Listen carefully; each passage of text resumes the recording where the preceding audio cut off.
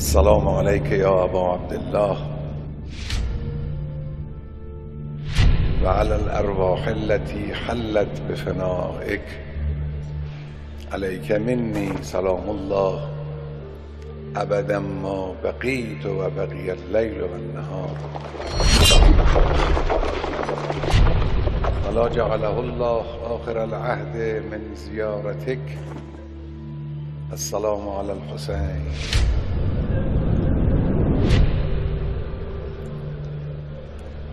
وعلى علي بن الحسين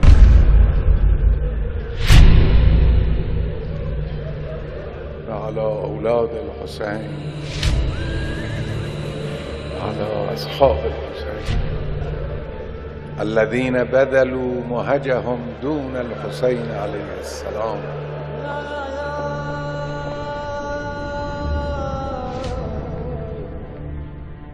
بعثت خون.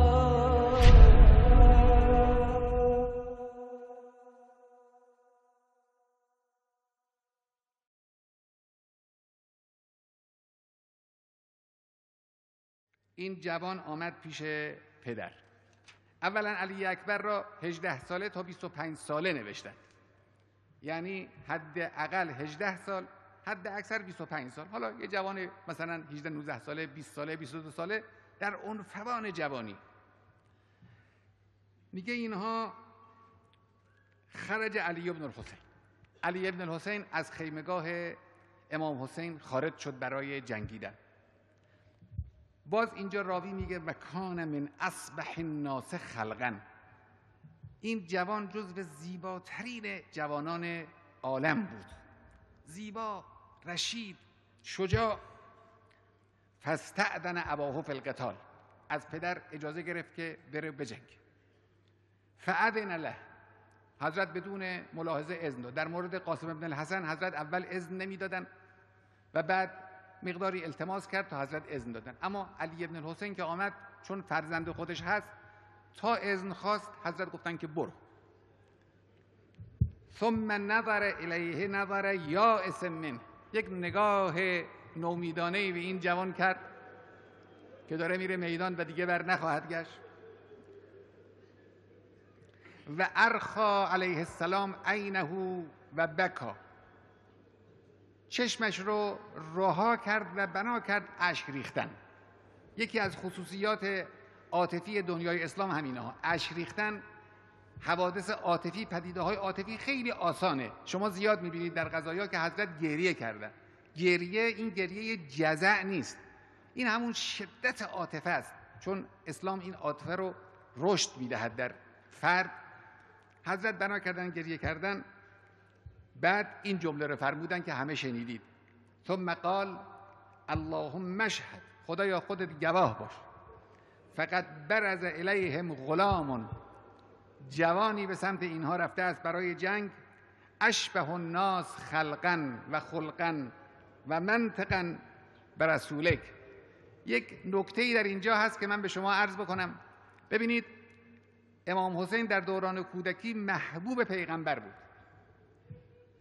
خود او هم پیغمبر رو به نهایت دوست می داشت.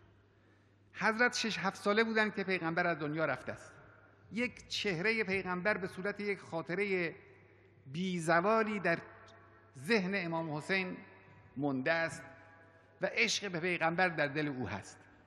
بعد خدای متعال علی اکبر را می دهد به امام حسین. وقتی این جوان یه خورده بزرگ میشه یا به حد بلوغ میرسه، حضرت می‌بیند که درست چهره پیغمبر است. همون قیافه‌ای که اینقدر به او علاقه داشت، اینقدر عاشق او بود، حالا این به جد خودش شبیه شده است. حرف میزند، صدا شبیه صدای پیغمبر است. حرف زدن شبیه حرف زدن پیغمبر است. اخلاق شبیه اخلاق پیغمبر است. همون بزرگواری، همون کرم، همون شرف. بعد اینجوری می‌فرماید که کنا اذا اشتقنا الی نبیک نظرنا الیه. هر وقتی که ما دلمون برای پیغمبر تنگ میشد به این جوان نگاه میکردیم. این جوان رفت به میدان. فصاح و قال یا ابن سعد قطع الله رحمک کما قطعت رحم. بعد نقل میکند که حضرت رفت میدان، جنگ بسیار شجاعانه‌ای کرد و دشمن رو تار و مار کرد. عده زیادی از افراد دشمن را. بعد برگشت و گفت تشنه هستم و تا رفت دوباره به طرف میدان. وقتی که اظهار آتش کرد حضرت به او فرمودند که عزیزم یک مقدار دیگه برو بجنگ، طولی نخواهد کشید که سیراب خواهی شد از دست جدت پیغمبر. چون این جمله رو امام حسین به علی اکبر فرموده بودند، لذاست که علی اکبر در اون لحظه آخر صداش بلند شد، عرض کرد که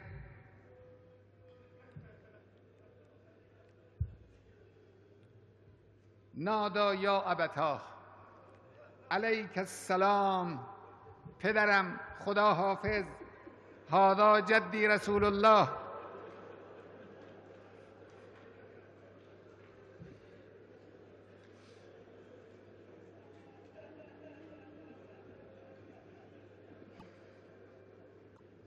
یقرؤک السلام، این جدم پیغمبر است، به تو سلام میفرستد.